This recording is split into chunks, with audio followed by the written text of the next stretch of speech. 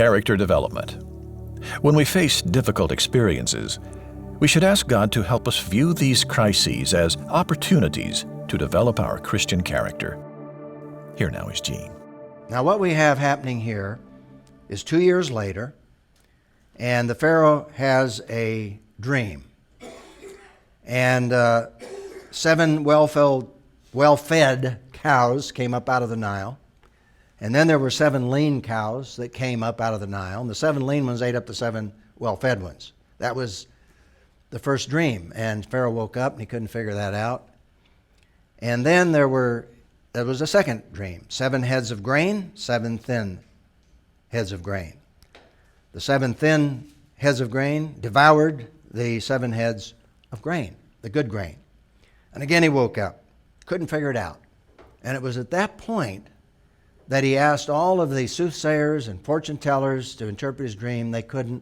He was frustrated out of his shoes. And then the chief cupbearer remembered. This is 2 years later. So if you go to the text, verses 14 and 16, then Pharaoh sent for Joseph. And the reason he sent for Joseph was because the cupbearer says, oh, I've been neglectful.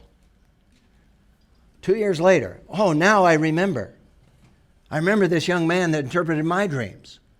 Now, obviously, God is in control of all this. But it didn't excuse the cupbearer for forgetting, obviously. That's another mystery that's hard to put it all together, isn't it?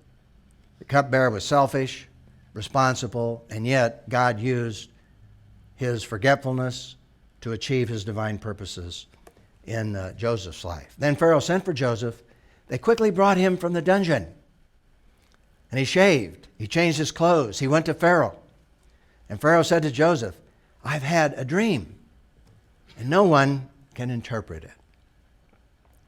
But I've heard it said about you that you can hear a dream and interpret it. Now, obviously, where did he hear that? He heard that from the cupbearer. And so, here's his response. I'm not able to. Joseph answered Pharaoh. Now think about that. You talk about being an opportunist, taking advantage of a situation to build up yourself. But Joseph said, I can't do it. I'm not able to, Joseph answered Pharaoh. But Joseph said, I know someone who can.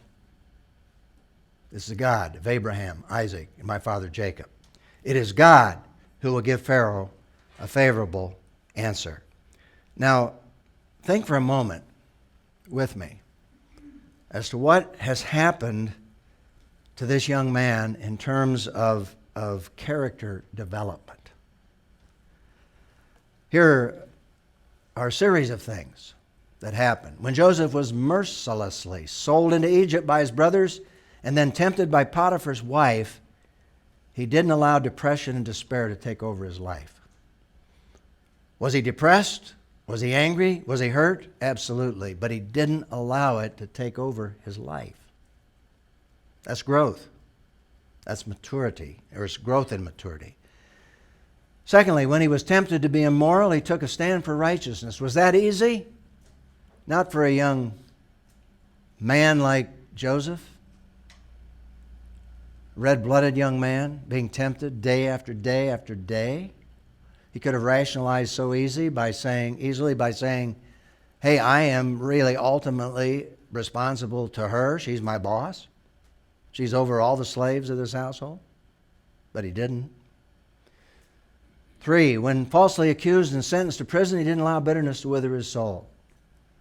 Did he feel badly being in prison? Of course he did. That's why he shared this with the cupbearer. Get me out. Represent me to Pharaoh. This is not right.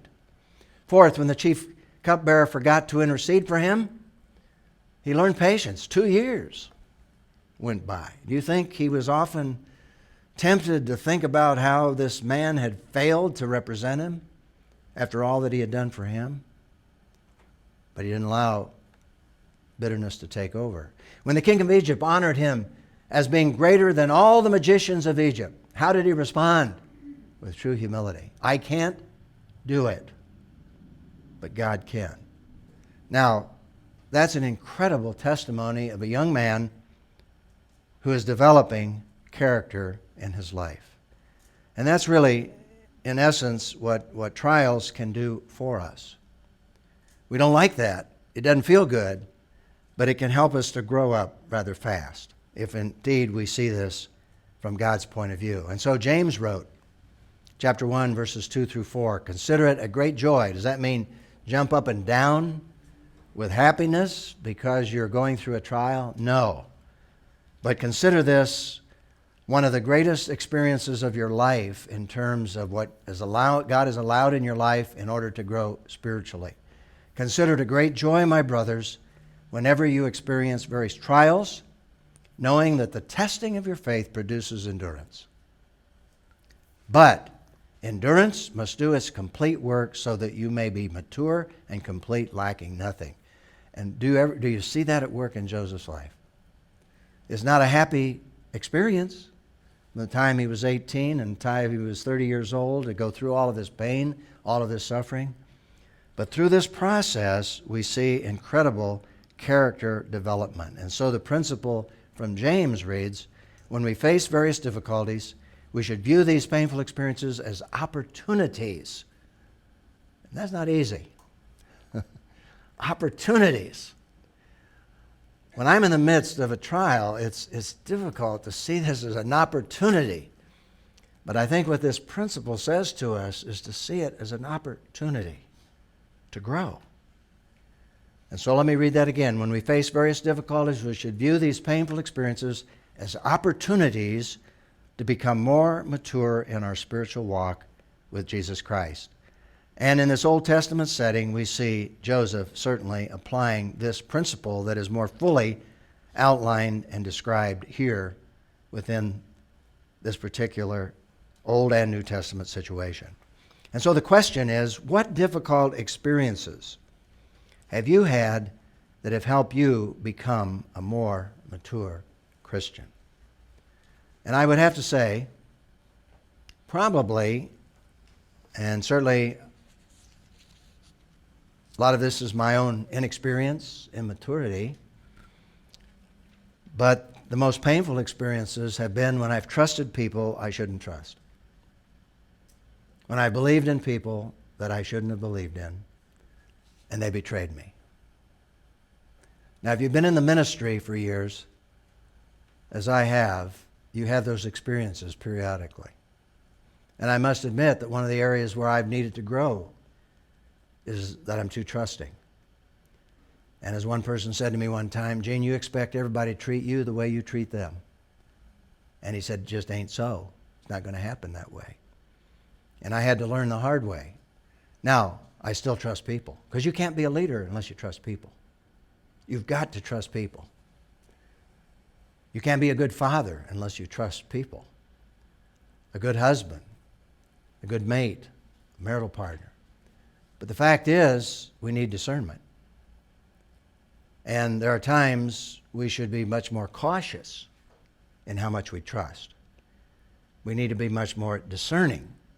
And that's one of the areas I would say that I've had to develop in terms of my own character in my own life. And I'm sure as you think about issues in your own life, there are areas where you've experienced character development because of trials, because of disappointments, because of heartaches.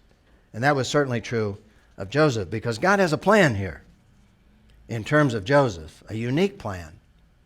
And in order to become what God wanted him to become at a very early age, he had to go through these experiences.